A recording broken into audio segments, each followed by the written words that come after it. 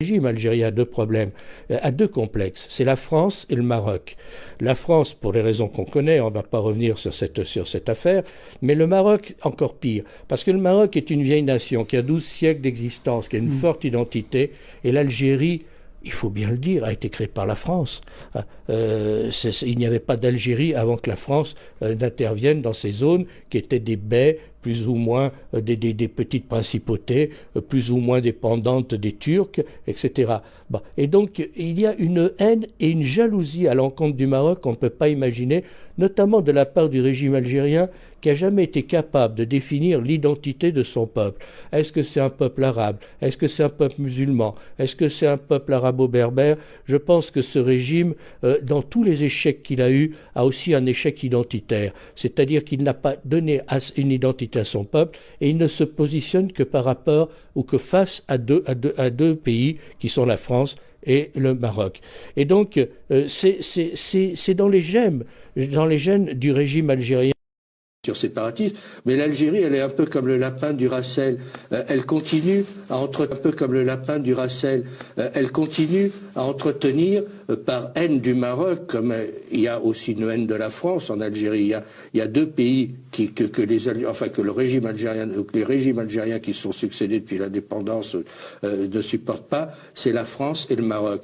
Parce que, alors le Maroc, on comprend très bien, il y a un complexe. Le Maroc est une vieille nation avec une vieille civilisation, avec une vieille unité nationale qui regroupe les Berbères et les Arabes et qui se sont mixés. Et parce que, alors le Maroc, on comprend très bien, il y a un complexe. Le Maroc est une vieille nation avec une vieille civilisation, avec une vieille unité nationale qui regroupe les Berbères et les Arabes et qui se sont mixés. Et là, il s'en sort beaucoup mieux. D'ailleurs, à un moment, ils avaient parce que il y a eu la fermeture des frontières et puis une réouverture des frontières.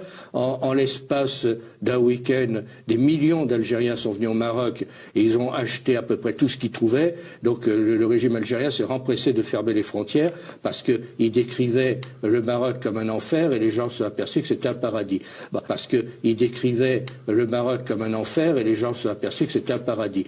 De sécurité, parce que toutes les grandes puissances savent que c'est un conflit qui n'aboutira jamais, que le Maroc est chez lui au Sahara et que personne ne veut d'un État indépendant au sud du Maroc. Il est très clair que le projet algérien est voué à l'échec et qui ne peut pas aboutir. Et c'est un argument dont il est difficile de parler quand on ne connaît pas l'âme profonde de ces deux peuples. Lorsqu'on ne connaît pas l'âme profonde du peuple algérien, lorsqu'on ne connaît pas l'âme profonde du peuple marocain, les Algériens font un complexe d'infériorité par rapport aux Marocains. Ils font un complexe d'infériorité car ils ne sont en fait que des parvenus de l'histoire.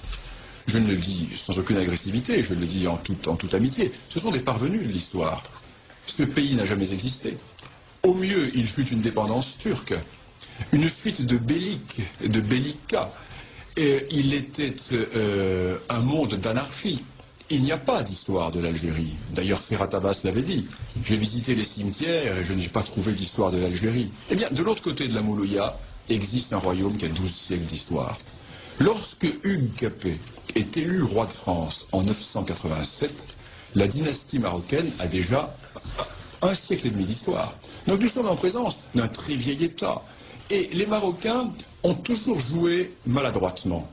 Parce que ce sont des gens bien élevés, ce sont des gens polis, ce sont des gens qui, sûrs de leur bon droit, ont pensé qu'ils pouvaient discuter avec les Algériens comme on discute entre gens bien élevés. Or, ils ont eu en face d'eux des gens qui n'appliquaient pas les règles de la diplomatie traditionnelle et qui étaient restés peut-être dans cette politique des ouvertures barbaresques ou du rapt ou de la piraterie, mais non pas dans les usages qui étaient les usages classiques de la vieille diplomatie.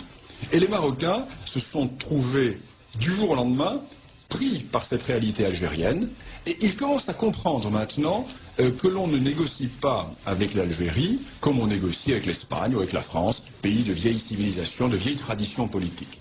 Alors,